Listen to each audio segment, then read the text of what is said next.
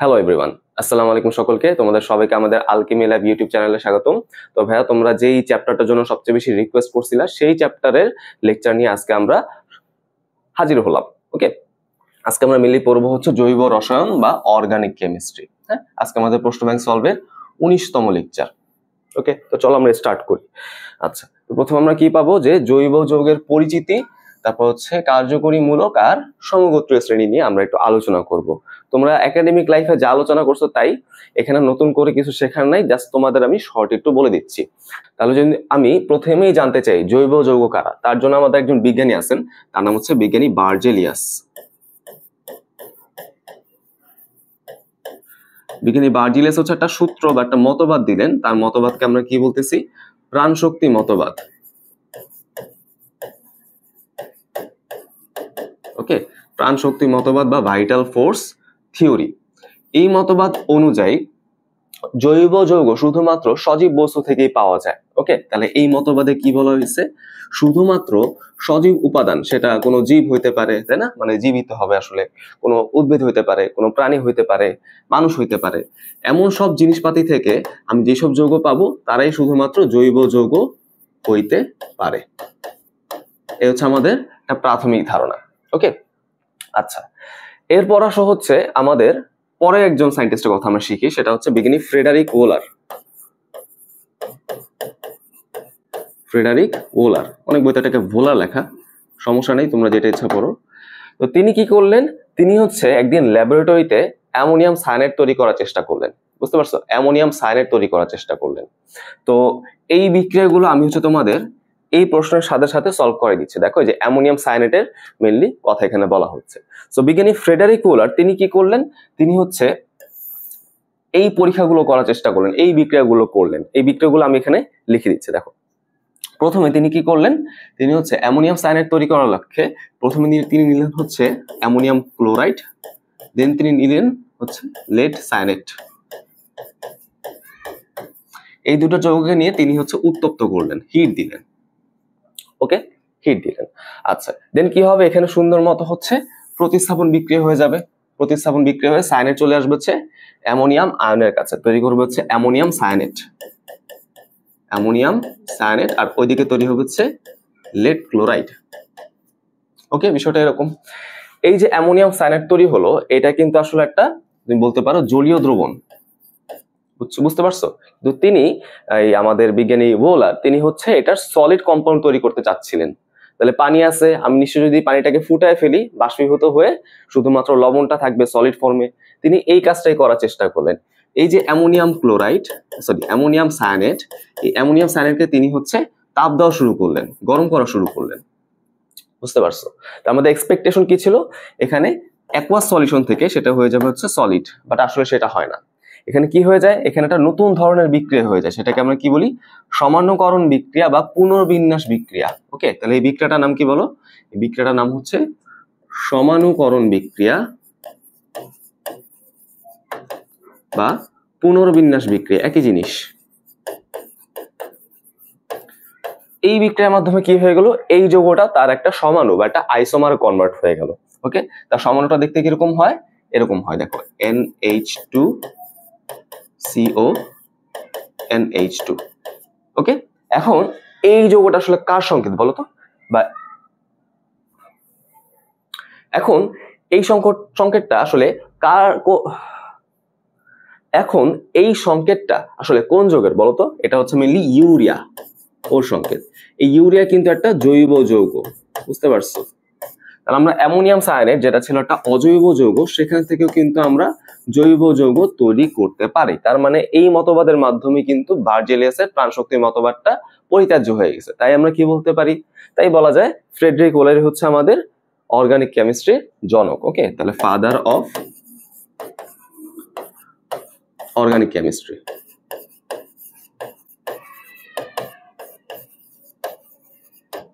বুঝতে পারলাম?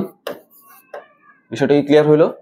আচ্ছা, তো দেখি এখানে কি এগুলো জানতে চাওয়া হয়েছে না? হ্যাঁ, দেখো, বলছে কি বিক্রিয়াটির নামকরণ করো। সমানুকরণ বা পুনর্বিন্যাস বিক্রিয়া কি ঘটে? ইউরিয়া তৈরি হয়, সমাণু ইউরিয়া তৈরি হয়, বা এটাকে আমরা ডাই অ্যামোনিয়াম কার্বামেটও বলতে পারি, অত ঝামেলা দরকার নেই। গেল। বলছে কি দেখো, কোন কোনটি সব থেকে বেশি যৌগ গঠন করে। এখন আমরা যৌগকে তো বেসিক্যালি দুই ভাগে ভাগ করতেছি, একটা হচ্ছে আমাদের অর্গানিক যৌগ, আর একটা হচ্ছে ইনঅর্গানিক যৌগ। ওকে, এখন অর্গানিক যৌগ কারা? যারা হচ্ছে বেসিক্যালি আমরা যে বার্জিলিয়াসের মতবাদটা দেখছিলাম যে সজীব বস্তু, তাই না, সেটা তার আমি গ্রহণ করতেছি না। তাহলে এখন আমি অর্গানিক বস্তু বা অর্গানিক পদার্থ বা অর্গানিক যৌগ কাদের বলবো? মেইনলি যারা হচ্ছে হাইড্রোকার্বন, যারা হচ্ছে হাইড্রোকার্বন এবং তাদের জাতক, অর্থাৎ হাইড্রোকার্বন থেকে যেসব পদার্থ পাবো, যেমন ধরো হচ্ছে কার্বন, হ্যালোফর্ম হইতে পারে, তারপর হচ্ছে CCl4 হইতে পারে, এইসব যৌগগুলো, তাই না? এদের বাদে যারা থাকে তারাই হচ্ছে ইনঅর্গানিক যৌগ। এটা হচ্ছে মেইনলি বিষয়টা। এখন চিন্তা করে দেখো, এই হাইড্রোকার্বনের মধ্যে আমি বেসিক্যালি কি পাচ্ছি? কার্বন পাচ্ছি আর হাইড্রোজেন পাচ্ছি, তাই না? হাইড্রোজেনকে কিন্তু চাইলে আমরা রিপ্লেস করতে পারি, হ্যাঁ, অন্য যে কোনো হ্যালোজেন বা অন্য যে কোনো হেটেরো পরমাণু দিয়ে। বাট কার্বনকে কখনই রিপ্লেস করা যায় না, কার্বন আমাদের মাস্ট থাকতেই হবে। বুঝতে পারছি? তাহলে অর্গানিক যৌগের জন্য কার্বন থাকা মাস্ট। এরপর আসো, তুমি যদি সংখ্যার মধ্যে চিন্তা করে দেখো, অর্গানিক যৌগ পাওয়া যায় মোটামুটি 80 লক্ষ, 80 লক্ষ, 80 লক্ষ থেকে 1 কোটি। আর ইনঅর্গানিক যৌগ মেইনলি পাওয়া যায় হচ্ছে 80,000, 80,000 থেকে 1 লাখ। বুঝছো, মোটামুটি 80,000। তাহলে দেখো এটা কিন্তু ওর তুলনায় কয়েক গুণ বেশি, তাই না? কয়েক গুণ বেশি আর কি। তাহলে নিশ্চয়ই বোঝা যাচ্ছে ইনঅর্গানিক থেকে অর্গানিকে বেশি পাওয়া যাবে, আর অর্গানিকের মধ্যে কার্বন থাকা তো মাস্ট। তাহলে এখানে উত্তর কি হবে বলো? কার্বন পরমাণু, তাই না? রাইট, এই হলো আমাদের বিষয়টা। এখন তোমরা আমাকে একটা প্রশ্ন উত্তর দাও, কেন কার্বন থাকাটা মাস্ট? অন্য কোনো পরমাণু থাকলে কি সমস্যা ছিল? কার্বনের 3টা বৈশিষ্ট্য থাকে, বুঝছো? এই যে কার্বন পরমাণুটা আমি বললাম, ওর বেসিক্যালি 3টা বৈশিষ্ট্য থাকে। এই 3টা বৈশিষ্ট্যের জন্যই অর্গানিক যৌগের মধ্যে কার্বন মাস্ট বি থাকে। আচ্ছা, এই 3টা বৈশিষ্ট্য কি? প্রথম হচ্ছে ক্যাটেনেশন, দেন হচ্ছে আমাদের সমানুতা, আর হচ্ছে পলিমারকরণ। এই 3টা বৈশিষ্ট্যের কারণেই সে হচ্ছে অর্গানিক যৌগ তৈরি করে। গেল, এগুলো তোমরা জাস্ট একটু জানবা। এরপরে দেখি কি বলছে যে উইচ প্রপার্টি, অর্থাৎ নিচের কোন বৈশিষ্ট্যটা হচ্ছে আমাদের অর্গানিক কম্পাউন্ডের একটা বৈশিষ্ট্যপূর্ণ ধর্ম, এরকম বিষয়টা আসলে বলা হচ্ছে। দেখি, প্রথম কথা হচ্ছে লো মেল্টিং পয়েন্ট। এটা কি হবে কিনা খেয়াল করে দেখো, আমাদের অর্গানিক কম্পাউন্ড গুলো মেনলি কি হয়, এটা কিন্তু আমাদের কোভ্যালেন্ট বা সমযোজী বন্ধন দ্বারা তৈরি হয়। ওকে, তাহলে এটা নিশ্চয়ই সমযোজী যৌগ। যেমন ধরো CH4, মিথেন, মিথেন কিন্তু এইভাবে তৈরি হয় যে হাইড্রোজেন, এখানে আরো 3টা হাইড্রোজেন আর কি, টোটাল 4টা হাইড্রোজেন। তাহলে খেয়াল করে দেখো, কার্বন কিন্তু হাইড্রোজেনের সাথে ইলেকট্রন শেয়ার করলো। ওকে, তো এখানে যত যৌগই তৈরি হয় না কেন, ইলেকট্রন শেয়ারিং এর মাধ্যমে তৈরি হয়। তাহলে এখন আমাকে বলো, সমযোজী বন্ধনে তৈরি যৌগ অর্থাৎ সমযোজী যৌগ, এদের গলনাঙ্ক, স্ফুটনাঙ্ক, মেল্টিং পয়েন্ট, বয়লিং পয়েন্ট, এটা কি বেশি হয় নাকি কম হয়? নিশ্চয়ই আমরা জানি আয়নিক বন্ধনের তুলনায় সমযোজী বন্ধন কিন্তু দুর্বল, তার মানে এদের গলনাঙ্ক, স্ফুটনাঙ্ক কিন্তু কম হবে। ওকে, তাহলে এই কথাটা কিন্তু ঠিক, লো মেল্টিং পয়েন্ট কথা ঠিক। হাই মেল্টিং পয়েন্ট হবে না, এটা তো আয়নিক যৌগের বৈশিষ্ট্য। সলিবিলিটি ইন পোলার সলভেন্ট, দেখো এরা কিন্তু নন পোলার যৌগ হয়, বেশিরভাগই নন পোলার যৌগ হয়। নন পোলার তো পোলারে দ্রবীভূত হবে না, কথা ভুল। ইনসলিবিলিটি ইন নন পোলার সলভেন্ট, এই কথাও ভুল। তাহলে পোলারে যদি দ্রবীভূত না হয়, নন পোলারে নিশ্চয়ই দ্রবীভূত হবে, এটা তো বলছে দ্রবীভূত হয় না, তাহলে এটাও ভুল। উত্তর হচ্ছে অপশন এ। গেল, পরে দেখো কার্যকরী মূলকের গাঠনিক সংকেত আমাদের লিখতে হবে। এখন আমাকে বলো, কার্যকরী মূলক বলতে আসলে কি বোঝায়? যে একটা অণুর মধ্যে থাকা নির্দিষ্ট কিছু পরমাণুর গুচ্ছ, যারা হচ্ছে ওই অণুর ভৌত এবং রাসায়নিক ধর্ম নিয়ন্ত্রণ করে। বুঝতে পারছি? তো এইগুলা কিন্তু তোমরা সত্য কথা বলতে গেলে আগে কিন্তু পড়ছো, একটা বেসিক ধারণা আছে, তো আমি এগুলো নিয়ে এত বেশি পেঁচাচ্ছি না। গেল, এখন দেখো এখানে বেশ কিছু যৌগের কার্যকরী মূলকের গাঠনিক সংকেতের মেনলি উল্লেখ করতে বলছে। ঠিক আছে, সংকেত লিখলেই হবে না, গাঠনিক সংকেতটা দেখাইতে হবে। আমরা একটা একটা করে করব। প্রথম আসা হচ্ছে অ্যালকিন। ওকে, কার্বন কার্বন ডাবল বন্ড। এই দেখো, কার্বন কার্বন ডাবল বন্ড। এখন বাকি হাতে কি আছে বলো তো? বাকি হাতে বিভিন্ন জিনিস থাকতে পারে, কোনো প্রতিস্থাপক থাকতে পারে, পার্শ্বশিকল থাকতে পারে, তাই না? অ্যালকেল গ্রুপ থাকতে পারে, ওইগুলো আমাদের দেখার বিষয় না, বলছে কার্যকরী মূলক। সেকেন্ডে কি আছে দেখো, সেকেন্ডে আছে হচ্ছে অ্যালকাইন, তাই না? অ্যালকাইন, তাহলে কার্বন কার্বন ট্রিপল বন্ড। 3 নম্বরে কি আছে? অ্যালকোহল। তাহলে হচ্ছে OH, ও বন্ড H। আমরা অনেকে কি করি এখানে দেখো ROH বসাই দিই। দেখো ROH মানে কিন্তু আমাদের ওই যৌগটার একটা সাধারণ সংকেত, বুঝছো? আমাকে কিন্তু সেটা লিখতে পারেনি, আমাদের শুধুমাত্র কার্যকরীমূলক লিখতে বলছে। তাহলে এখানে কিন্তু বন্ড দিয়ে ও বন্ড H দিলেই কাজ শেষ, বুঝছো? আচ্ছা, তারপর দেখো এখানে কি বলছে অ্যালডিহাইড। তাহলে অ্যালডিহাইডের জন্য কি হবে দেখো, এই যে এরকম হবে, C ডাবল বন্ড O এবং সাথে হচ্ছে একটা হাইড্রোজেন। ওকে, আচ্ছা তারপর কি বলছে কিটোন। কিটোনের জন্য কি হবে, C ডাবল বন্ড O, শুধুমাত্র C ডাবল বন্ড O, বুঝতে পারছি? আচ্ছা এরপর হচ্ছে পরের গুলায়, পরে কি বলছে দেখো A স্টার। তুমি কি করলা, তুমি এখানে কার্বক্সিলিক অ্যাসিড নিলা, সেই অ্যাসিডের একটা হাত মানে ওই হাইড্রোজেনের জায়গায় তুমি কোনো অ্যালকাইল গ্রুপ যুক্ত করে দিলা, তাহলে A স্টার তৈরি হয়ে গেল। তারপর কি বলছে অ্যামাইড বা অ্যাসিড অ্যামাইড। অ্যাসিড অ্যামাইডটা কিরকম, এই অক্সিজেনের জায়গায় এই অক্সিজেনের জায়গায় কি করবা, শুধুমাত্র অ্যামিনো গ্রুপ অ্যাড করে দিবা, CONH2। ওকে, আর লাস্টে কি বলছে অ্যানহাইড্রাইড। এটা আমরা অনেকেই পারি না, দেখো সংকেতটা কিরকম হয়, COOCO। ওকে, এটা হচ্ছে আমাদের সেই অ্যানহাইড্রাইড। তাহলে গাঠনিক সংকেতগুলো আশা করি আমরা পারবো। আচ্ছা এই ধরনের প্রশ্নটা দেখো, এখানে যে যৌগগুলোর কথা বলছে এগুলো আমরা অধিকাংশই চিনি না, তাই না? অধিকাংশ কিন্তু আমাদের কমন না। তো যেগুলো আমাদের কমন পড়বে না, মনে রাখবা যে আমাদের পরীক্ষার সবকিছু কিন্তু কমন পড়ে না, যেগুলো কমন পড়বে না সেগুলো তুমি স্কিপ করবা। ওকে, তো যাই হোক আমি এখানে তোমাদের একটু দেখাই দিচ্ছি, যেহেতু প্রশ্ন পরীক্ষা আসছেই, আমাদের বইটার প্রশ্ন। প্রথম দেখো কি বলছে ইনামিন, তাই না? ইনামিন, তুমি কি বলতে পারবা ইনামিন হচ্ছে কোন দুইটা কার্যকরী মূলকের একটা সমষ্টি? দেখো দেখো একটু চিন্তা করে দেখো, ইন মানে অ্যালকিন আর অ্যামিন মানে NH2, তাই না? বিষয়টা এরকম। তাহলে করে দাও। তাহলে দেখো এখানে কি বলছে, ইন যেহেতু বলছে তাহলে কার্বন কার্বন ডাবল বন্ড, আর অ্যামিন যেহেতু বলছে এখানে কি হবে, নাইট্রোজেন থাকবে। বুঝতে পারছো, নাইট্রোজেন এখানে থাকে। মেনলি এখানে কি থাকে, দুইটা হাইড্রোজেন থাকে না, হাইড্রোজেনের জায়গায় এখানে অন্য কিছু থাকতে পারে, আর এখানে দুইটা হাত খালি, বুঝছো? এটাই হচ্ছে আমাদের সেই অ্যামিনের গাঠনিক সংকেত। আচ্ছা ইনামিনে আর কি। পরে দেখো কি বলছে কিটিন। ওকে, তা দেখো এখান থেকে তুমি কি বের করতে পারবা, কিটিন। কিট কোত্থেকে আসছে বলো, কিটোন থেকে। আর ইন আসছে হচ্ছে অ্যালকিন থেকে, তার মানে এখানে অ্যালকিন এবং কিটোন একসাথে থাকবে। তুমি এখান থেকে চিন্তা করে দেখো, এই যে আমাদের সেই অ্যালকিন, রাইট, আর এই হচ্ছে আমাদের সেই কিটোন গ্রুপটা, অ্যালকিন কিটোন, তাই না? এরকম বিষয়টা দেখো, হাত এখন ফিল আপ করে দাও, দুইটা হাত খালি, এরকম বিষয়টা, ঠিক আছে তো? তারপর দেখো কি বলছে আইসোথায়োসায়ানেট। ওকে, আইসোথায়োসায়ানেট এটা কিরকম হবে, আমরা কিন্তু থায়োসায়ানেটের সংকেত জানি, তাই না? CNS, এটা হচ্ছে আমাদের সেই থায়োসায়ানেটের সংকেত, কিন্তু বলছে কি আইসোথায়োসায়ানেট। তাহলে দেখো একটা কথা আমি মনে রাখবো যে CN থাকলে হয় তোমার সায়ানো, এই জাতীয় শব্দগুলা, সায়ানেট, সায়ানাইড, এরকম বিষয়টা, যেমন এখানে থায়োসায়ানেট এরকম। আর যদি আমি এখানে CN-টাকে রিপ্লেস করে দিই, যদি এখানে NC বসাই দিই, তাহলে কি হয়ে যাবে, তখন সেটা কিন্তু আইসো হয়ে যায়, বুঝছো? আইসো সায়ানো হয়ে যায়। তাহলে এটা হচ্ছে আমাদের সেই সায়ানো জিনিসটা। আর আর এইটা এখন যেটা লিখতেছি এইটা হচ্ছে আমাদের সেই আইসো গ্রুপটা, সালফার বসাই দিলে আইসো থায়োসায়ানেট, এরকম বিষয়টা। ওকে, বুঝতে পারলাম। আচ্ছা এখন আমাকে বলছো তো গাঠনিক সংকেত লিখতে, তাহলে আমি কি করব, এখানে হচ্ছে হাত দিয়ে দেখানোর চেষ্টা করব। দেখো এখানে কি হয়, নাইট্রোজেনের যোজনীতে হচ্ছে 3, সো নাইট্রোজেনের 3টা হাত, একটা হচ্ছে কার্বনকে ধরবে, কার্বন আরো 2টা হাত বাকি, সেটা হচ্ছে সালফারকে ধরবে। এই হচ্ছে আমাদের সেই আইসো থায়োসায়ানেট। এরপর কি বলছে ল্যাকটাম। তোমাদের প্রশ্ন ব্যাংকে দেখবা যে ল্যাকটামে কিরকম একটা গঠন দিয়ে রাখছে, তাই না? গোল্লা করে একটা গঠন দিয়ে রাখছে, গোল্লা দিয়ে কি বোঝায়? এখন দেখো এই ল্যাকটাম, এই ল্যাকটাম কিন্তু বিভিন্ন রকমের হয়, আলফা ল্যাকটাম, বিটা ল্যাকটাম, হ্যাঁ, গামা ল্যাকটাম, এটা মিলে ডিপেন্ড করে সেগুলোর মধ্যে কতগুলো কার্বন আছে সেটার উপর, তাই না? তো মেনলি যেহেতু এখানে আমাকে ইন্ডিকেট করে দেয় নাই কোন ল্যাকটাম আমাকে লিখতে হবে, আলফা বিটা গামা নাকি ডেল্টা নাকি অন্য কিছু, এই জন্য আমরা কি করি, আমরা হচ্ছে ওরকম গোল করে দেখাই দিই, ঠিক আছে?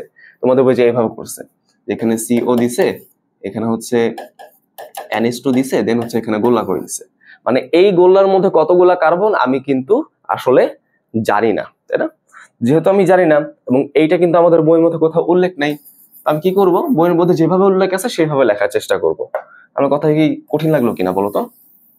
বইয়ের মধ্যে ঠিক যেভাবে উল্লেখ আছে আমি দরকার একটু বেশি লিখবো, বাট আমরা বইয়ের মতো করে লেখার চেষ্টা করব। ওকে, দেখো তাহলে আমি যদি এখন এটার উত্তর করতে চাই তাহলে দেখো ডি।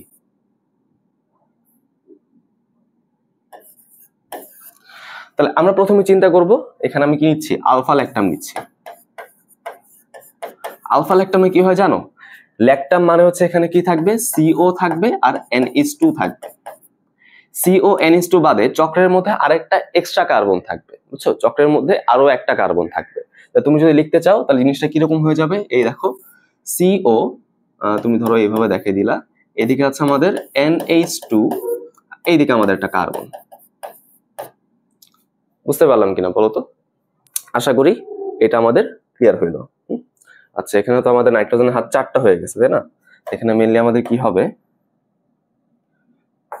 একটা হাত কম হবে। এবার ঠিক আছে, তাহলে এটা হচ্ছে আমাদের সেই আলফা ল্যাকটাম। সিও আর হচ্ছে আমাদের অ্যামিন গ্রুপ, তার সাথে তার বাদেও চক্রের মধ্যে আরেকটা এক্সট্রা কার্বন থাকবে। এরপর চলে আসো, তাহলে চিন্তা করো বিটা ল্যাকটাম কিরকম হবে। বিটা ল্যাকটাম কিরকম হওয়া সম্ভব, চক্রের মধ্যে নিশ্চয় টোটাল 2টা কার্বন থাকবে। সেই কাজটা করো, এই দেখো আমাদের সিও আর এই দেখো হচ্ছে আমাদের NH, এখানে আমাদের সেই CH2, এটা হচ্ছে আমাদের সেই CH2। ওকে, বিটা ল্যাকটাম হয়ে গেল। তাহলে আমাকে বলো গামা ল্যাকটাম কিরকম হবে। তাহলে বুঝতেই পারতেছি একটা কার্বন 2টা কার্বন এখন হবে 3টা কার্বন, বসায় দাও। এখানে আমাদের সেই NH, তাই তো, এখানে আমাদের সেই CH2 CH2 CH2, তাই না? এরকম বিষয়টা বুঝতে পারছো তো? এই গেল হচ্ছে আমাদের বিষয়টা। এরপর চলে আসা হচ্ছে পরেরটা, ই নাম্বারটা। সেটা কি বলছে, ই নাম্বারে বলছে হচ্ছে আমাদের হেমি অ্যাসিটাল। ওকে, তো হেমি অ্যাসিটাল কিরকম দেখো, এটা মেনলি এরকম হয় CHOH আর এখানে OR থাকে, এভাবে লিখলে কিন্তু এনাফ, বুঝছো? এখানে তুমি হয়তো C বন্ড H দিতে পারতা, O বন্ড H দিতে পারতা, এটা তোমার ইচ্ছা। সো এই হচ্ছে আমাদের সেই যৌগগুলার সংকেত। হ্যাঁ, আশা করি তোমরা এগুলো বুঝতে পারছো। এরপর হচ্ছে নামকরণের বিষয়টা। এখন নামকরণে কিন্তু অনেকগুলো নিয়ম আমরা একাডেমিকে শিখছিলাম, তাই না? অনেক কিছু শিখছিলাম, এখানে কিন্তু অত বেশি কিছু দরকার নেই। যেগুলো দরকার আমি তোমাদের বলে দিব। জাস্ট এখান থেকে বেসিক যে কথাটা আছে সেটা তোমরা মনে রাখবা। সেটা হচ্ছে কি, পূর্বপদ বা প্রিফিক্স এখানে কে বসে, দেন হচ্ছে আমাদের শব্দমূল বা ওয়ার্ড রুট এখানে কে বসে, পরপদ বা সাফিক্স এখানে কি বসে। ওকে, প্রিফিক্স, ওয়ার্ড রুট, সাফিক্স কোথায় কি বসে সেটা আমাদের একটু জানতে হবে। আচ্ছা দেখো, ওয়ার্ড রুটে মেইনলি বসবে হচ্ছে মাতৃশিকলের পরিচয়। মাতৃশিকল নিয়ে যা যা আছে, মাতৃশিকল কারা, দীর্ঘতম কার্বন শিকল, এসব আমরা জানি না, এসব কিন্তু আমরা জানি। প্রিফিক্সে কারা বসবে, এখানে মেইনলি বসে হচ্ছে কার্যকরী মূলক তো না, এখানে বসে হচ্ছে পার্শ্ব শিকল, বা এটাকে আমরা শাখা শিকলও বলতে পারি, শাখা শিকলও বলতে পারি, এবং বসবে হচ্ছে প্রতিস্থাপক।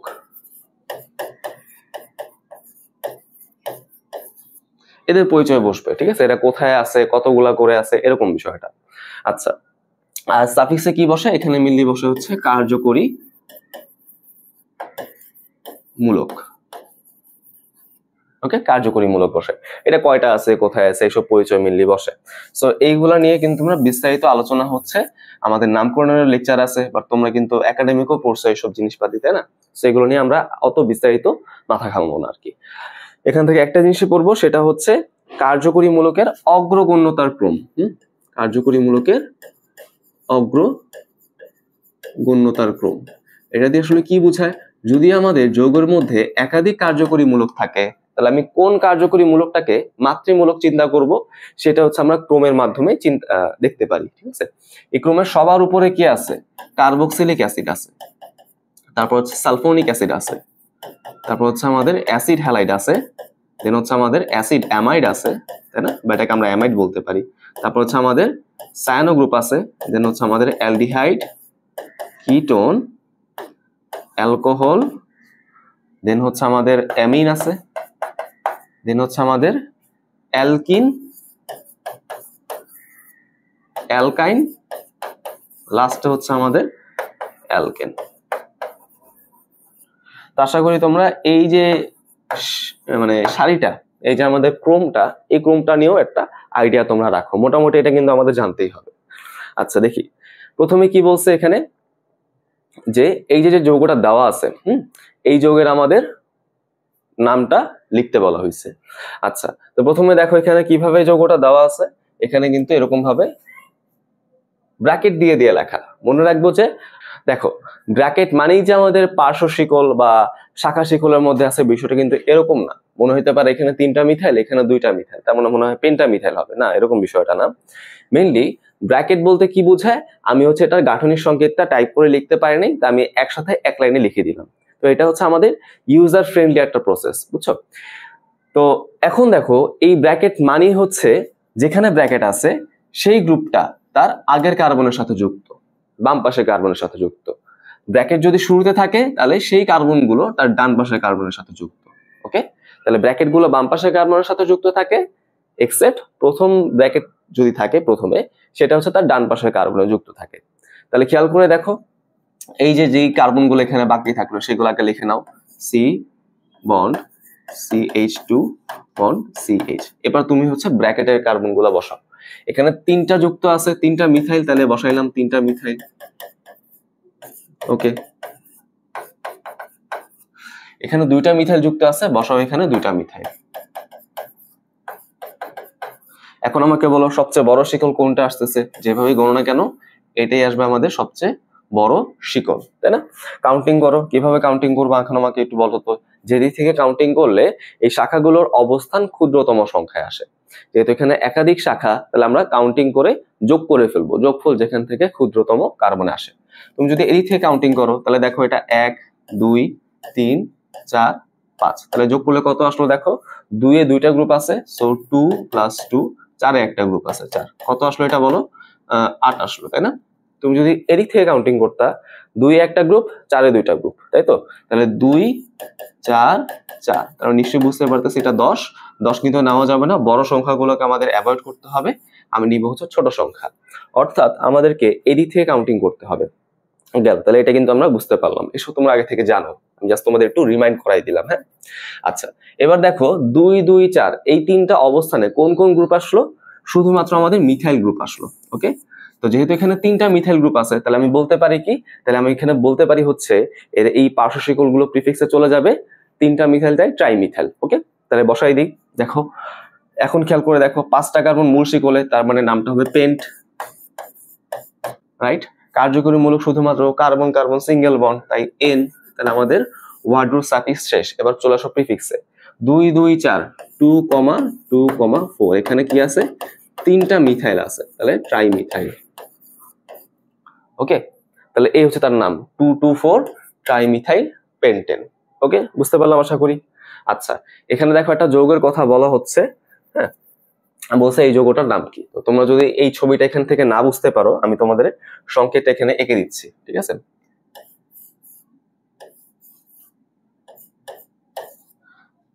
সবার প্রথমে খেয়াল রাখবে এখানে যে কর্নার গুলো আছে, এখানে যে কর্নার গুলো তুমি দেখতে পাচ্ছ, এই কর্নার গুলো অবশ্যই কি বোঝায়, কার্বন বোঝায়। তাহলে এখানে একটা কার্বন, 2টা কার্বন, 3টা কার্বন, 4টা কার্বন, 5টা কার্বন, 6টা কার্বন, এখানে কিন্তু একটা ডাবল বন্ড আছে, এটা তোমাকে অবশ্যই মাথায় রাখতে হবে। হ্যাঁ, তাহলে এখানে নিশ্চয়ই 6টা কার্বন আছে, অর্থাৎ সাইক্লোহেক্স, যেহেতু চাকরির যৌগ তাই সাইক্লো, 6টা কার্বন তাই হেক্স। দেখো তো এখানে সব জায়গায় আছে কিনা, সাইক্লোপেন্ট তাহলে বাদ, হ্যাঁ সাইক্লোহেক্স সাইক্লোহেক্স সাইক্লোপেন্ট বাদ। ওকে, তাহলে আমাদের কাছে থাকলো কি বি আর সি, এই দুটার মধ্যে একটা হবে।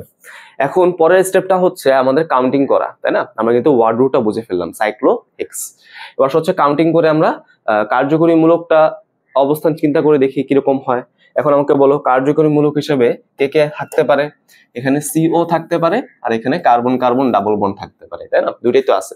তাহলে আমি কাকে হচ্ছে অগ্রাধিকার দিব, দেখো আমরা সারির মধ্যে পড়ছিলাম যে হচ্ছে উপরে থাকে, সিও উপরে আছে, অ্যালকিন কিন্তু আর উপরে আছে, তাই তো? এটারও নিচে আছে। তাহলে যেহেতু সিও উপরে, তো এখানে কার্যকরী মূলক হিসেবে আমরা সিওটাকেই বিবেচনা করব। তাহলে এইটাই হচ্ছে আমাদের সেই ফাংশনাল গ্রুপ। ওকে, ফাংশনাল গ্রুপে কার্বনটাকে আমরা ছোট কার্বনে রাখার চেষ্টা করি, সো এটা হচ্ছে আমাদের প্রথম কার্বন। ওকে, তাহলে এটা আমাদের সেই 1 নাম্বার কার্বন। এটা গেল তো, 1 নাম্বার কার্বন আমি বুঝতে পারলাম। এবার আসো হচ্ছে 2 নাম্বার কার্বন কোনটা হবে, এই পাশেরটা নাকি এই পাশেরটা? দেখো খেয়াল করে, আমি যদি এই পাশ থেকে কাউন্টিং করি তাহলে মিথাইল চলে আসে 5-এ আর এটা চলে আসে 6-এ, তাই না?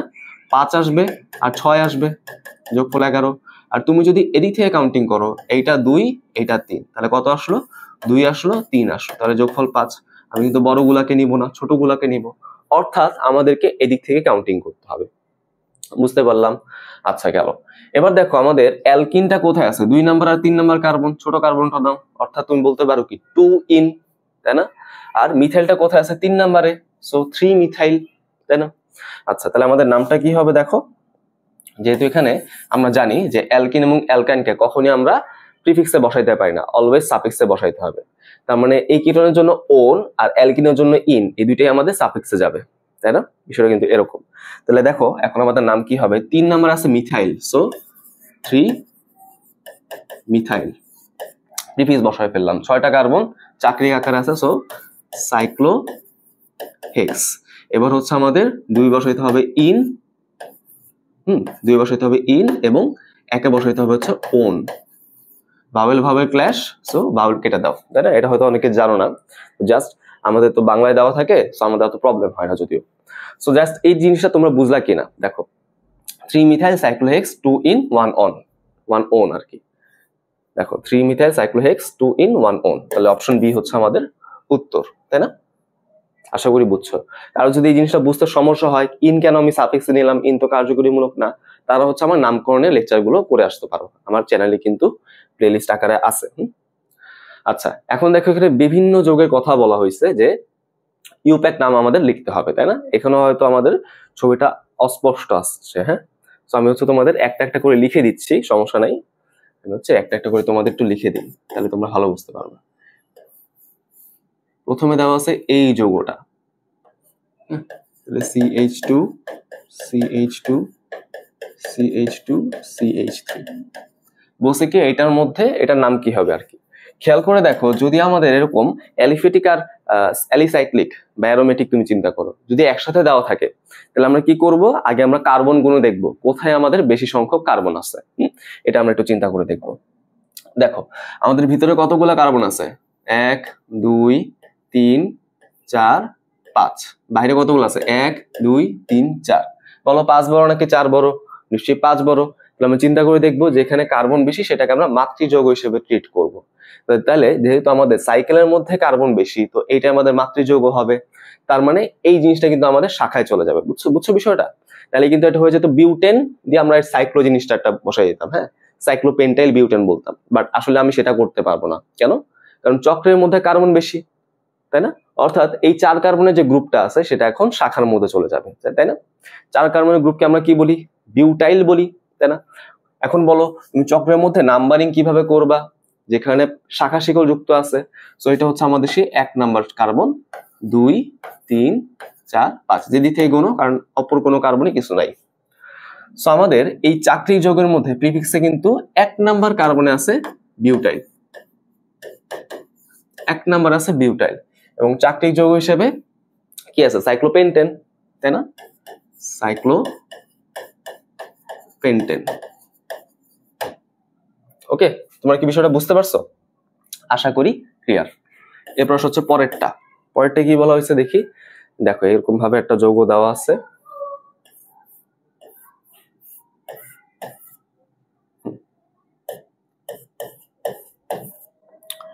এখন এরকম ভাবে একটা যৌগ দেওয়া আছে, আমি জানতে চাই এই যৌগটার নাম কি হবে। খেয়াল করে দেখো, এইটা হচ্ছে আমাদের সেই বেনজিনের রিং, তাই না? এবং আমরা কিন্তু এই যে অংশটা, এই অংশটা একটা স্পেসিফিক নাম শিখছিলাম, তাই না? অনেকে এটাকে আমরা অ্যামিনো বেনজিন বলতে পারি, তাই না? অ্যামিনো বেনজিন বলা যেতে পারে, ঠিক আছে? ওকে, বাট এটা ইউপ্যাক অনুযায়ী আরেকটা নাম আছে, সেটা কি বলতো? এটাকে আমরা বলতে পারি হচ্ছে অ্যানিলিন, ঠিক আছে? অ্যানিলিন বলা সম্ভব, রাইট? তাহলে আমাকে বলো অ্যানিলিনের মধ্যে কার্যকরীমূলক কোথায় যুক্ত? এইখানে যুক্ত। সো এটা আমাদের 1 নাম্বার কার্বন, এটা তাহলে 2, এটা তাহলে 3, আর এটা তাহলে 4। এদিক থেকে কেন কাউন্টিং করলাম না? সেম হবে। ওকে, তো বেসিক্যালি 4 নম্বরে আমাদের কি আছে? নাইট্রো গ্রুপটা যুক্ত আছে, তাহলে এটা হবে আমাদের প্রিফিক্স। So 4 nitro aniline.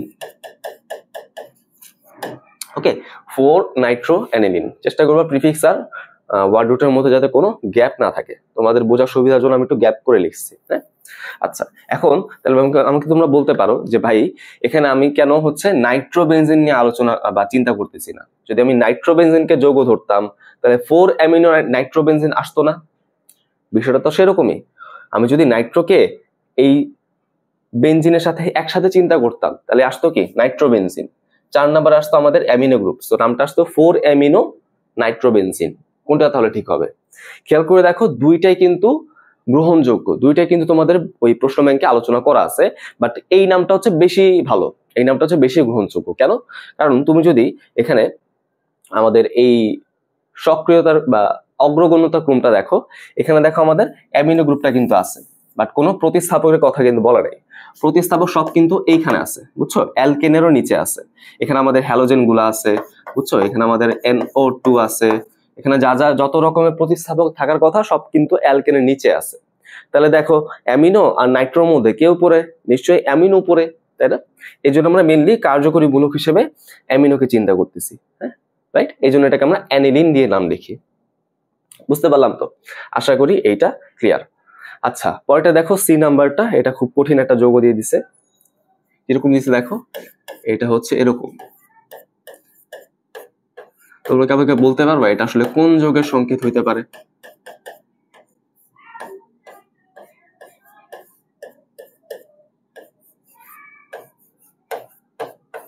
এই যে যৌগটা আমি লিখলাম, এটা হচ্ছে প্রচলিত নামটা কি জানো? প্যারা প্যারা, আমি লিখে দিই, সামনে কিন্তু তোমাদের অনেক লাগবে। প্যারা প্যারা ডাইক্লোরো ডাইফিনাইল ট্রাইক্লোরো ইথেন। ওকে, এই হচ্ছে আমাদের বিষয়টা। তাহলে খেয়াল করে দেখো, এই যে ডি, এই যে ডি, এই যে টি, এটাকে আমরা ডিডিটি সংক্ষেপে বলতে পারি, তাই না? কীটনাশক হিসেবে আমরা এটাকে ব্যবহার করে থাকি। এইবার যদি চিন্তা করে দেখো, এটা কিন্তু আমাদের ইউপ্যাক নাম না, বুঝছো, এটা আমাদের প্রচলিত নাম। ইউপ্যাক নামটা কিরকম হবে? অবশ্যই এখানে একটু চিন্তা করে দেখো যে এই যৌগটাকে আমরা কিভাবে চিন্তা করতে পারি। তো আমি যদি ওই যে অ্যারোমেটিক অ্যালিফেটিক যে কথা বলছিলাম, যেখানে কার্বন বেশি, সেটা দিয়ে আমরা একটু চিন্তা করে দেখি। দেখো আমাদের সরল শিকলে, সোজা শিকলে কার্বন কয়টা? 2টা। আর এই চক্রের মধ্যে কার্বন কয়টা? 6টা। তাহলে 2 বড় নাকি 6 বড়? নিশ্চয়ই আমাদের 6 বড়। তাহলে আমাদের কিন্তু এই বেনজিনের রিংটাই হচ্ছে মাতৃশিকল হিসেবে কাউন্ট হবে, তাই না? কাউন্ট হওয়া উচিত। বাট এটা যেহেতু একটু টাফ হয়ে যায়, তাই না? তাহলে আমরা কি করতে পারি? টাফ হয়ে গেলে আমাদের ইউপ্যাক হচ্ছে আরেকটা কথা বলছে, যদি এরকম ভাবে স্ট্রাকচারটা জটিল হয়ে যায় তাহলে কিন্তু আমরা চাইলে সহজ স্ট্রাকচারটা দিয়ে নামকরণ করতে পারি। ঠিক আছে, দেখবা তোমাদের বই কিন্তু 3টা নাম দেওয়া আছে। হ্যাঁ, একটা হচ্ছে এটাকে মাতৃশিকল চিন্তা করে, মাতৃযৌগ চিন্তা করে, একটা হচ্ছে অ্যালকেনের চেনটাকে মাতৃশিকল চিন্তা করে। তো আমার কাছে মনে হয় যে যেহেতু অ্যালকেনের চেন দিয়ে নামটা করাটা সোজা এবং এটা যেহেতু গ্রহণযোগ্য, আমার মনে হয় যে সেই নামটা লেখাই আমাদের কাছে আমাদের জন্য উচিত।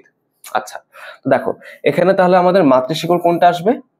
এইটা আসবে, রাইট, এইটা আসবে। এখন আমি কাউন্টিং কিভাবে করব? যেখান থেকে কাউন্টিং করলে শাখাগুলো কম অবস্থানে আসে, তাই না? এখান থেকে করলো 1 আর 2, এখান থেকে করলো 1 আর 2 সমান চলে আসলো। তাহলে আমরা দেখবো যেখান থেকে কাউন্টিং করলে বেশি সংখ্যক শাখা আসে। দেখো তুমি যদি এটাকে 1 নাম্বার কার্বন ধরো তাহলে 3টা শাখা আসলো, আর এটাকে যদি তুমি 1 নাম্বার কার্বন ধরতা 2টা শাখা আসতো। এখন আমাকে বলো 3 বড় নাকি 2 বড়? নিশ্চয়ই 3 বড়। তাহলে আমাকে অবশ্যই এদিক থেকে কাউন্টিং করতে হবে। ওকে, তাহলে এটা 1 নাম্বার, এটা হবে 2 নাম্বার। আচ্ছা, তাহলে দেখো 1 এর মধ্যে তিনটা ক্লোরিন আসলো, তাই না? 2 এর মধ্যে কি আসলো? 2টা ক্লোরোবেনজিন আসলো, তাই না? 2 এর মধ্যে কিন্তু 2টা ক্লোরোবেনজিন আসলো। ওকে, আমার কথা কি বুঝতে পারছো? আচ্ছা, তাহলে এটার নাম কিরকম হইতে পারে? দেখো আমাদের ওয়ার্ড রুটে তো কোনো সমস্যা নাই, 2টা কার্বন ইথ, এখানে অন্য কোনো কার্যকরী মূলক নাই, সো এন। সো ওয়ার্ড রুটে কিন্তু আমাদের ইথেন আসবে। ওকে, এখন বিষয় হচ্ছে যে আমাদের প্রিফিক্সে কি আসবে সেটাই আমাদের একটু ঝামেলা, তাই না? প্রিফিক্সে কি আসবে সেটাই আমাদের একটু ঝামেলা, দেখার চেষ্টা করি। দেখো প্রথম কার্বনে 3টা ক্লোরিন আছে, তাই না? তাহলে লিখে দাও 1,1,1 ট্রাই ক্লোরো। দ্বিতীয় কার্বনে 2টা ক্লোরোবেনজিন আছে, লিখে দাও তাহলে -2,2 2টা, তাই না? যেহেতু আমাদের এখানে অ্যালকাইল গ্রুপ আছে, এখানে ডাই বসানো যায় অথবা বিস বসানো উচিত।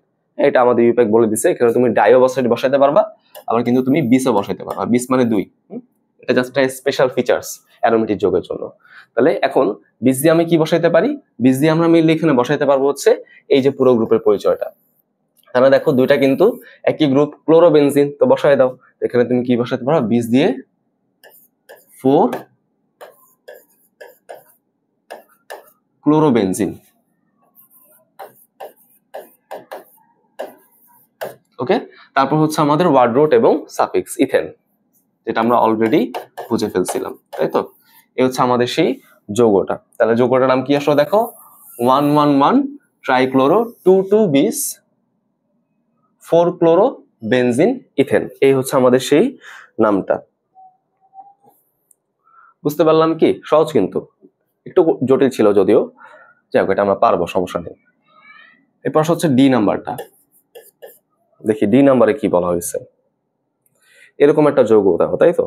আচ্ছা ঠিক আছে, so CH double bond CH, হ্যাঁ CH double bond CH bond CHO।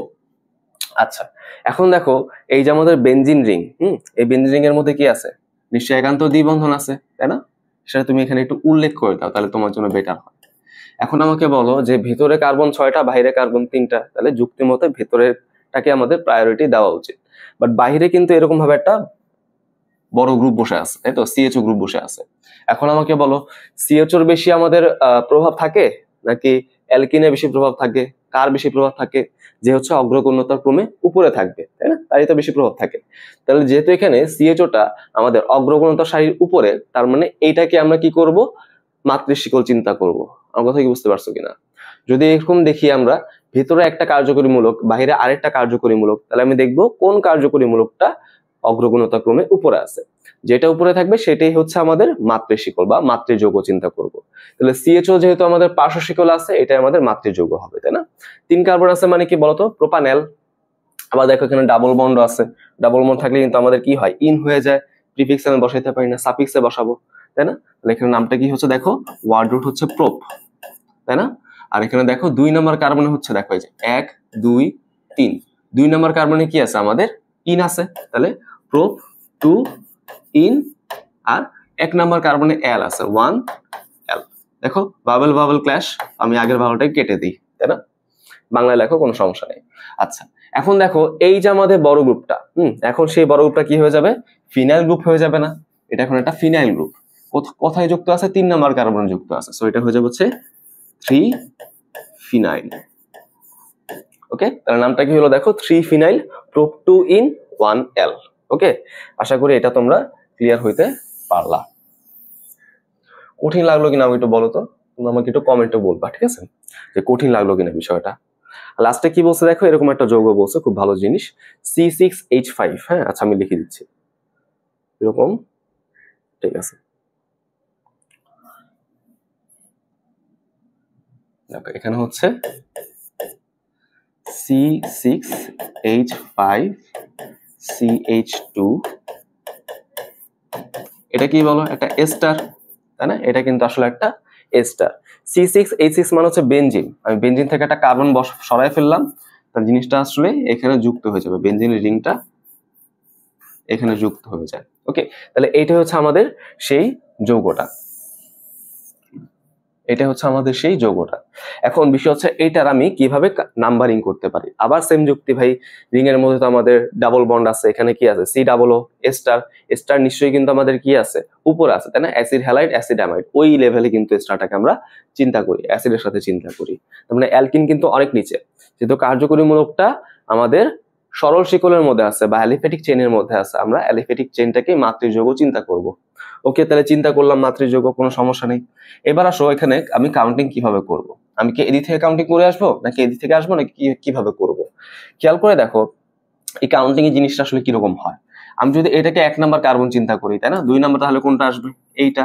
But দেখো আমাদের রিং এর মধ্যে কিন্তু অক্সিজেন চলে আসছে, এত ঝামেলা কিন্তু আমরা রাখতে পারি না। রিং এর মধ্যে কখনোই কিন্তু কার্বন ছাড়া অন্য কোনো পরমাণু আমি আসতে দিব না, বুঝছো এরকম বিষয়টা?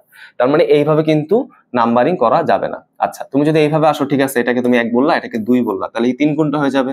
এটা হয়ে যাবে। আবার অক্সিজেন চলে আসলো। সো এই ধরনের নাম্বারিং কিন্তু এখানে করা সম্ভব না। তো এস্টার গুলোর ক্ষেত্রে আমরা কিভাবে নাম্বারিং করে জানো? অক্সিজেন যেই দিকে আছে আমি তার অপোজিট দিকে নাম্বারিং করব, কারণ অক্সিজেনটাকে তো আমরা নাম্বারের মধ্যে অন্তর্ভুক্ত করতে পারি না, তাই না? রাইট? সো অপোজিট দিকে নাম্বারিং করা মানে কি, অক্সিজেনের সাথে যে কার্বনটা আছে সেটা 1 নাম্বার, পরেরটা হচ্ছে 2 নাম্বার। ওকে, এরকম বিষয়টা। এবার আমরা একটু চিন্তা করে দেখি, যে অংশটা হচ্ছে নাম্বারিং এর মধ্যে অন্তর্ভুক্ত হবে না সেটাকে আমরা বলেছি অ্যালকাইল চেইন। হ্যাঁ, অ্যালকাইল চেইন। আর যে অংশটা হচ্ছে নাম্বারিং এর মধ্যে অন্তর্ভুক্ত হয়ে যাবে সেটাকে আমরা বলেছি অ্যালকানয়েড চেইন। অ্যালকানয়েড চেইন। তাহলে দেখো এই অ্যালকাইলের মধ্যে একটাই কার্বন, সো এটা হয়ে যাবে মিথাইল। আর অ্যালকানয়েডের মধ্যে 2টা কার্বন, সো এটা হয়ে যাবে হচ্ছে ইথানয়েড। ওকে, মিথাইল ইথানয়েড, এরকম বিষয়টা। অবশ্যই অ্যালকাইলটা কিন্তু আমাদের প্রিফিক্সে বসবে, তাই না? এটা এখন একটা শাখা শিকলের মতো কাজ করতেছে। আর দেখো আর কে প্রিফিক্সে বসবে, এই পুরো ফিনাইল গ্রুপটা কোথায় যুক্ত আছে? 2 নাম্বার কার্বনে। তার মানে তুমি যদি নামটা লিখতে চাও তাহলে নামটা কিরকম হবে দেখো, প্রথমে বসাবো হচ্ছে মিথাইল। মিথাইল প্রথমে বসাইতে হবে, যেহেতু এই ফিনাইলটা অ্যালকানয়েডের একটা প্রতিস্থাপক। ওকে, সো অবশ্যই অ্যালকানয়েডের আগে হচ্ছে এই ফিনাইল নামটা বসাইতে হবে। তাহলে জিনিসটা কি, প্রথমে আমি বসাবো হচ্ছে মিথাইল, দেন আমি বসাবো ফিনাইল, দেন আমি বসাবো হচ্ছে ইথানয়েড। এখানে একটু অ্যালফাবেটিক অর্ডারটা নিয়ে চিন্তা করলে একটু ঝামেলা হয়, কারণ এমপি ঠিক আছে এই ক্ষেত্রে মিলে যায়, বা অন্য কোনো যৌগতে যদি এরকম সুন্দরভাবে খাপে খাপে যদি মিলে না যায় তাহলে কিন্তু সমস্যা। তো অত ঝামেলার মধ্যে আমরা যাচ্ছি না, আমরা যেভাবে শিখলাম সেভাবে শিখি। প্রথমে বসাবো হচ্ছে অ্যালকাইলের নামটাকে, দেন আমি বসাবো অ্যালকানয়েডের নামটাকে। অ্যালকানয়েডের প্রিফিক্স হিসেবে আবার ফিনাইল পেলাম, তাহলে মিথাইল ফিনাইল ইথানয়েড, এরকম বিষয়টা। ওকে, তার নামটা কিরকম হবে দেখো, মিথাইল ফিনাইল। কত নাম্বার কার্বনে আছে? 2 নাম্বার কার্বনে আছে, সো 2 ফিনাইল, দেন হচ্ছে ইথানয়েড, এরকম। হ্যাঁ, মিথাইল 2 ফিনাইল ইথানয়েড। ওকে, আমরা কি বিষয়টা বুঝতে পারলাম? আশা করি এটা আমাদের ক্লিয়ার হইল। গেল। আচ্ছা, পরে দেখি কি বলছে, যে এই যে আমাদের যৌগগুলো দেওয়া আছে এদের আমাদের রাসায়নিক সংকেতগুলো আঁকতে হবে, তাই না?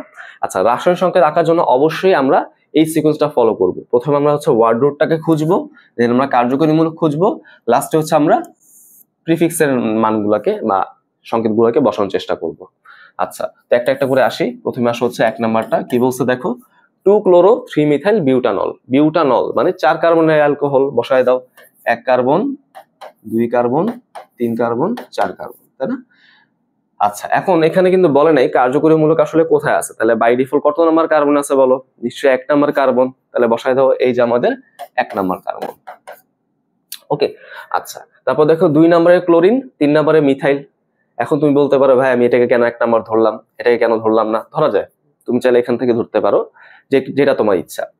কিন্তু যদি আমি ধরে ফেলি তখন কিন্তু আর কোনো উপায় নাই, তখন এইটা আমাদের 1 নাম্বার কার্বন হয়ে যাবে। তাহলে এইটা হবে আমাদের 2, 3, 4। 2 আছে একটা ক্লোরিন, 3 আছে একটা মিথাইল, তাই না? আর বাকি হাতে কি বসবে? বাকি হাতে কিন্তু হাইড্রোজেন বসবে, তাই না? বাকি হাতে আমাদের হাইড্রোজেন বসবে, বসায় দাও, হয়ে গেল। এই হচ্ছে আমাদের সেই যৌগটা। আশা করি ভাইয়া জিনিসটা আমরা বুঝতে পারলাম। আচ্ছা, এরপর হচ্ছে 2 নাম্বারটা কি বলা হয়েছে দেখো এখানে, যে 3 মিথাইল 1 পেন্টিন। তাহলে পেন্ট ইন, কত নাম্বার ইন বা ডাবল বন্ডটা আছে? 1 নাম্বারে, তাই না? 1 নাম্বার আছে না? ওকে, তাহলে বসায় দাও। তাহলে 5 কার্বনের যৌগ, 1, 2, 3, 4, 5। ওকে, প্রথম কার্বন হচ্ছে আমাদের ডাবল বন্ড, ওইটাকে ধরতে পারতা, আবার এটাকেও ধরতে পারতা, তোমার ইচ্ছা, তুমি ধরলে এটা, তাই না? কোনো সমস্যা নাই, ওখান থেকেও তুমি কাউন্টিং করতে পারতা। তাহলে পেন্টিন মানে কাহিনী শেষ। 3 নাম্বার আমাদের মিথাইল আছে, তাহলে এই ধরো আমাদের 1, 2, 3, 4, 5। 3 নাম্বার আমাদের কি আছে? মিথাইল। ওকে, তাহলে দেখো এখানে বাকি হাতে তুমি হাইড্রোজেন ফিল আপ করো, করলা। ওকে, তাহলে এই হলো আমাদের সেই 2 নাম্বার যৌগটা, ঠিক আছে? আচ্ছা, 3 নম্বরে কি বলছে দেখো, 2 ডাইক্লোরো প্রোপেন, তাই না? তাহলে প্রোপেন মানে কি বলো? 3টা কার্বন, তাই না? এই দেখো 1, 2, 3, প্রোপেন হয়ে গেল, রাইট? 2 ডাইক্লোরো, তাহলে 2 নম্বরে 2টা ক্লোরিন, বাকি হাতে তুমি হাইড্রোজেন দিয়ে ফিল আপ করে দাও। বুঝতে পারছো? তাহলে এই হচ্ছে আমাদের সেই যৌগটা। আশা করি এটা তোমরা বুঝতে পারলা। 4-এ আসো, কি বলছো দেখো, 4 নাইট্রো ফিনাইল অ্যামিন। তো ফিনাইল অ্যামিন এটাকে আমরা কি বলতে পারি? অ্যামিনো বেনজিন বলতে পারি। তার মানে এই অংশটা হচ্ছে সেই অ্যানিলিন। বুঝতে পারছো? তাহলে 4 নাইট্রো অ্যানিলিন আমরা সংকেত কিন্তু অলরেডি দেখে ফেলছি। 4 নাইট্রো অ্যানিলিনের কিরকম সংকেত? এই যে এরকম সংকেতটা, এই যে আমাদের অ্যানিলিন এর রেসপেক্টে 4 নাম্বার কার্বনে আমাদের কি থাকবে? নাইট্রো গ্রুপটা থাকবে। ওকে, তুমি চাইলে এটাকে শোয়া আঁকতে পারতা, এরকম ভাবে আঁকতে পারতা, তোমার ইচ্ছা, তোমার ব্যক্তিগত ইচ্ছা। অ্যাসিড অ্যানহাইড্রাইড এটা কিন্তু আমরা অলরেডি দেখছি। এখানে যেহেতু আমাদের কার্যকরী মূল্য দেখাইতে বলে নাই, এখানে অবশ্যই আমাদের সাধারণ সংকেতটাই আঁকতে হবে। অনেকে এই যে আর প্রাইম এই জিনিসটা বুঝতে পারো না।